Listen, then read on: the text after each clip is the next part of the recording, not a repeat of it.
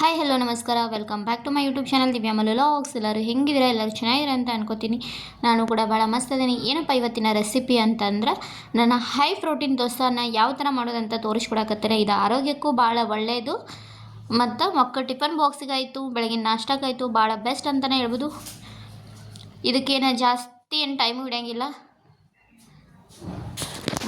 ನಾವು ಇವಾಗ ನಾರ್ಮಲ್ ದೋಸೆ, ಮಸಾಲೆ ದೋಸೆ ಅದು ಮಾಡ್ಬೇಕಂದ್ರೆ ಬೆಳಗ್ಗೆನ ಅಕ್ಕಿ ಉದ್ದಿನಬೇಳೆ ಎಲ್ಲ ನೆನೆ ಹಾಕೋಬೇಕಾಗ್ತೈತಿ. ಇದು ಆ ಥರ ಅಲ್ಲ, ರಾತ್ರಿ ನೆನೆ ಹಾಕೊಂಡು ಬೆಳಗ್ಗೆ ರುಬ್ಬಿದ್ರೆ ಆಯಿತಾ. ಯಾವ ಥರ ಮಾಡಬೇಕು, ಏನೆಲ್ಲ ಬೇಕು ಅಂತ ನಿಮ್ಗೆ ಈ ವಿಡಿಯೋ ಒಳಗೆ ನಾನು ತಿಳಿಸ್ಕೊಡ್ತೀನಿ.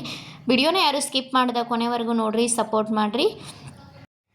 ಎಲ್ಲರೂ ಹೆಂಗೆ ನಾರ್ಮಲ್ ದೋಸೆ ತಿಂದಿರ್ತೀರಿ, ಮಸಾಲೆ ದೋಸೆ ತಿಂದಿರ್ತೀರಿ, ಬೆಣ್ಣೆ ದೋಸೆ ತಿಂದಿರ್ತೀರಿ, ಪ್ಲೇನ್ ದೋಸೆ ತಿಂದಿರ್ತೀರಿ, ಆಮೇಲೆ ಪೆಸರಟ್ಟು ಅಂತ ಒಂದು ಮಾಡ್ತಾರೆ, ಹೆಸರು ಕಾಳಿನ ದೋಸೆ, ಅದನ್ನೂ ತಿಂದಿರ್ತೀರಿ. ಬಟ್ ಇದೊಂಥರ ಡಿಫ್ರೆಂಟ್ ದೋಸೆನ ನಾನು ನಿಮ್ಮ ಮುಂದೆ ಶೇರ್ ಮಾಡಕತ್ತೇನೆ ಇವತ್ತು. ಭಾಳ ಬೆಸ್ಟ್ ರೆಸಿಪಿನ ಮತ್ತು ಆರೋಗ್ಯಕ್ಕಂತೂ ಭಾಳ ಬೆಸ್ಟ್. ಇದ್ರೊಳಗೆ ಹೈ ಪ್ರೋಟೀನ್ ಅಂಶ ಇರುವಂಥ ಒಂದು ದೋಸೆ ರೆಸಿಪಿನ ನಿಮ್ಮ ಮುಂದೆ ಶೇರ್ ಮಾಡಕತ್ತೇನೆ. ಮಕ್ಕಳಿಗೆ ಈ ಥರ ದೋಸೆ ಮಾಡಿಕೊಡ್ರಿ, ಅವ್ರ ಆರೋಗ್ಯಕ್ಕೆ ಭಾಳ ಬೆಸ್ಟ್ ಇರ್ತೈತಿ ಮತ್ತು ಅವರ ಸ್ಟ್ರಾಂಗು ಆಗ್ತಾರೆ, ಗಟ್ಟಿ ಆಗ್ತಾರೆ. ಇದರಲ್ಲಿ ಏನೇನು ಇರ್ತಾವಂತ ನಿಮ್ಮ ಮುಂದೆ ತೋರಿಸ್ತೀನಿ. ಇವಾಗ ನಾನು ಹೆಸರು ಕಾಳು, ಕಡಲೆಕಾಳು, ಮಡಕೆ ಕಾಳು ತೊಗೊಂಡೇನಿ. ಇನ್ನು ಏನೇನು ಹಾಕೋತೀನಿ ಅಂತ ತೋರಿಸ್ತೀನಿ ನಿಮ್ಗೆ.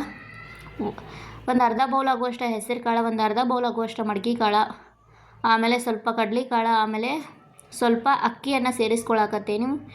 ನೀವು ಅರ್ಧ ಬೌಲ್ ಆದರೂ ಸೇರಿಸ್ಕೋಬೋದು, ಅಕ್ಕಿ 1 ಬೌಲ್ ಆದರೂ ಸೇರಿಸ್ಕೋಬೋದು.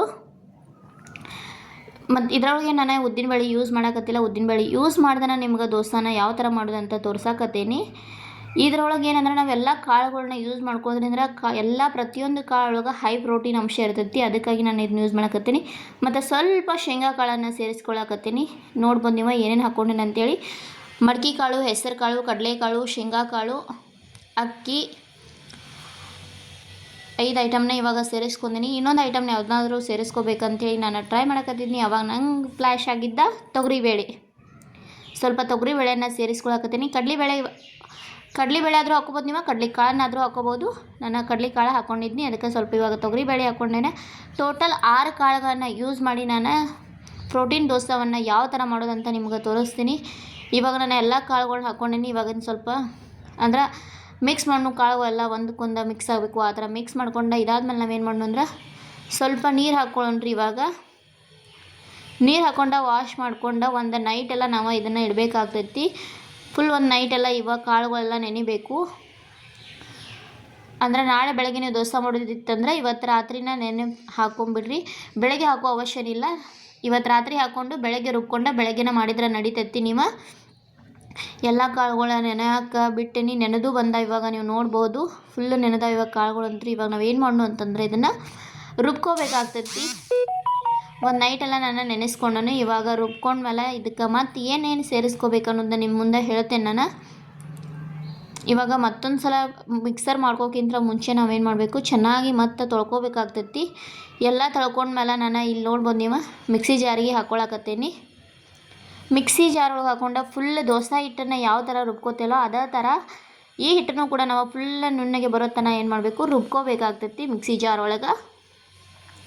ಇವಾಗ ನಾನು ಇದನ್ನು ರುಬ್ಕೊಂಡ್ಮೇಲೆ ಹಿಟ್ಟು ಯಾವ ಥರ ಬಂದೈತೆ ಅಂತ ನೀವು ನೋಡ್ಬೋದು. ಇಲ್ಲಿ ಈ ಥರ ಆಗಿರ್ಬೇಕು ಹಿಟ್ಟು, ಆ ಥರ ರುಬ್ಕೋಬೇಕಾಗ್ತೈತಿ. ನೀವು ಇದಕ್ಕೆ ನೀವು ರುಬ್ಕೋವಾಗ ನೀವು ಹಸಿಮೆಣ್ಸಿಕಾಯಿ, ಬೆಳ್ಳುಳ್ಳಿ ಮತ್ತು ಶುಂಠಿಯನ್ನು ಕೂಡ ಸೇರಿಸ್ಕೋಬೇಕಾಗ್ತೈತಿ. ನಿಮ್ಗೆ ಆಪ್ಷನಲ್, ಅದು ನಿಮ್ಮ ಚಾಯ್ಸ್. ಬೇಕಾದರೆ ಸೇರಿಸ್ಕೋಬೋದು, ಇಲ್ಲಾಂದ್ರೆ ಅದನ್ನು ಸ್ಕಿಪ್ಪು ಮಾಡ್ಬೋದು. ನೀವು ಶುಂಠಿ, ಬೆಳ್ಳುಳ್ಳಿ, ಹಸಿಮೆಣ್ಸಿಕಾಯಿ ಈ 3 ಐಟಮ್ನ ಸೇರಿಸ್ಕೋಬೋದು. ಮತ್ತು ಸ್ವಲ್ಪ ಕೊತ್ತಂಬರಿ ಹಾಕಿ ರುಬ್ಕೊಂಡ್ರೂ ನಡಿತೈತಿ.